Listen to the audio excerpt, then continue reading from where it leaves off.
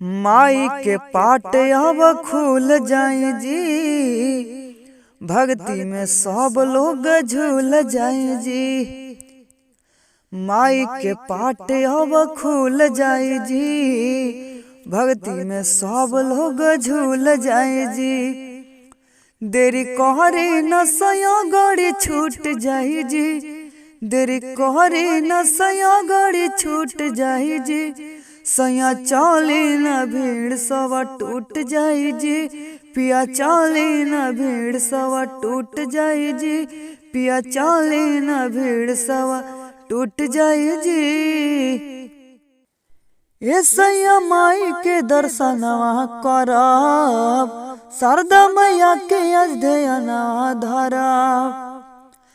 ये सैया माई के दर्शनवा करब, शारदा मैया के अध्ययना धरब। आज नहीं आता उनका से जुट जाए जी, आज नहीं आता उनका से जुट जाए जी।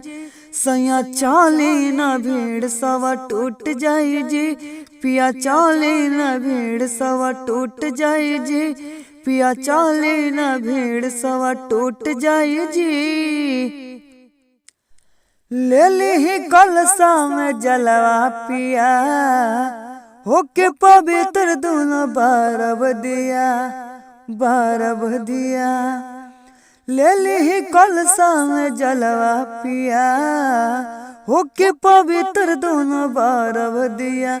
आज नारियल तो ढेर सारा फूट जाए जी, आज नारियल तो ढेर सारा फूट जाए जी।